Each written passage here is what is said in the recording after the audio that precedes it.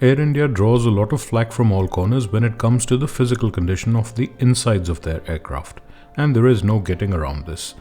They have, however, put in place one of the largest fleet modernization and acquisition plans in history.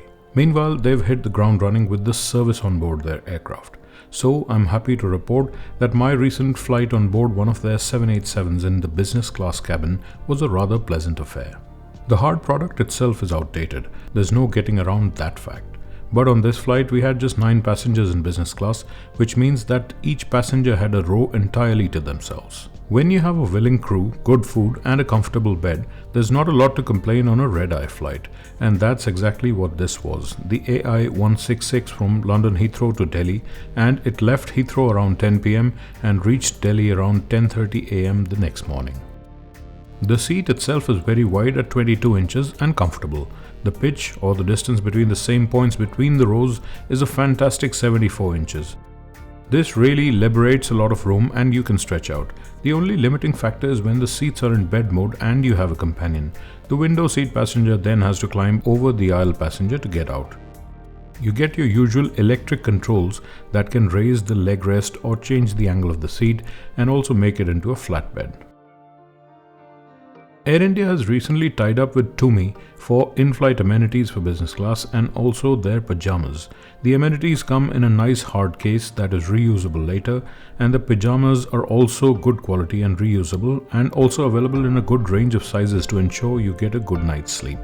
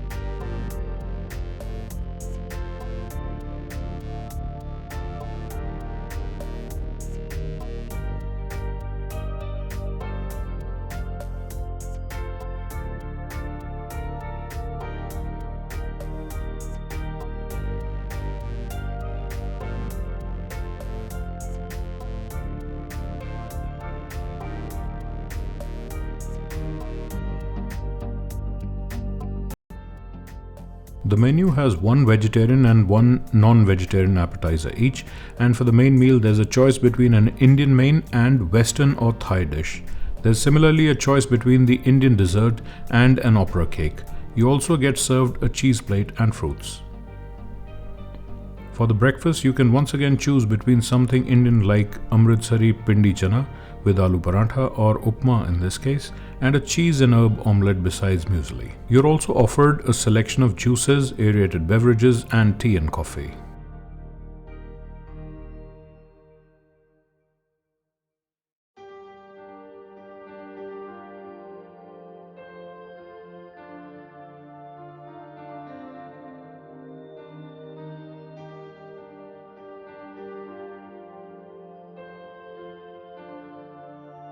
For the meal service, a nice tablecloth was laid out and proper metal cutlery and glasses provided. I chose the slow-poached chicken in master stock for the appetizer and the pan-roasted chicken breast with thyme for the main. A serving of garlic bread and bun was also served alongside. Both dishes were delicious and well cooked. Really, there's nothing to complain here.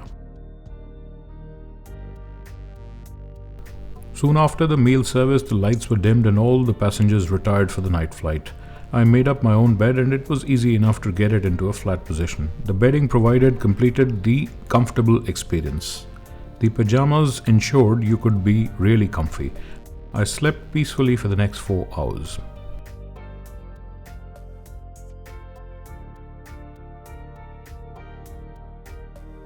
The crew does not wake you up to serve breakfast. Rather, they ask whoever is up when they would like to eat.